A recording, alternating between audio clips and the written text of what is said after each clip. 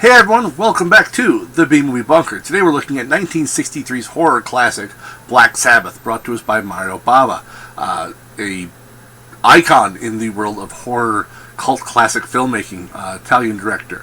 What we have is a trilogy of horror stories, as it were, told with great little narration bits in the beginning, intros done comically by Boris Karloff, who was about 76, I think, at the time. But I think it adds a lighter feel to the overall tone of the film.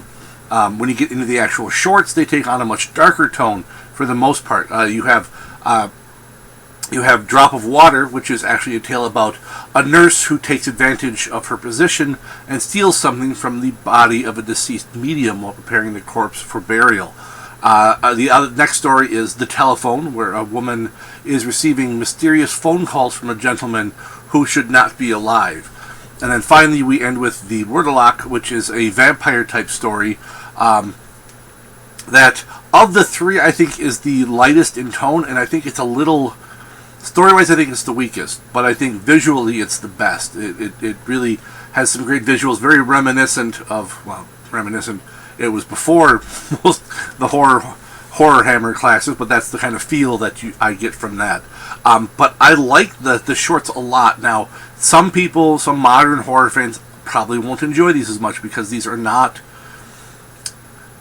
It was made in a much different style. It goes much more for the atmosphere as opposed to you don't have lots of jump scares. There's no gore, none of that stuff. But what you get is great atmosphere and tension in the telling of the story, and just an overall creepiness, especially with Drop of Water.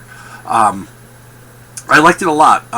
It definitely feels a little dated, but I think that just shows the influence that Bava had going forward in horror films, especially The Telephone.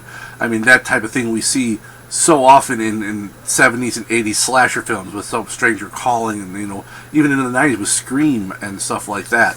On a scale of 1 to 10, this is, man, it's like experiencing something for the first time is kind of what it is, because you look at this stuff and you can see the influence that Bava had going forward into horror, and the influence he had on a lot of filmmakers like Quentin Tarantino.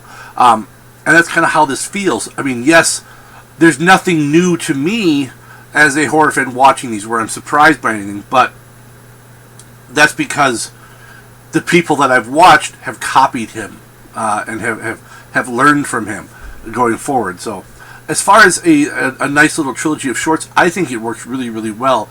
Yes, some people will go, oh, the effects aren't... Shut up with the effects.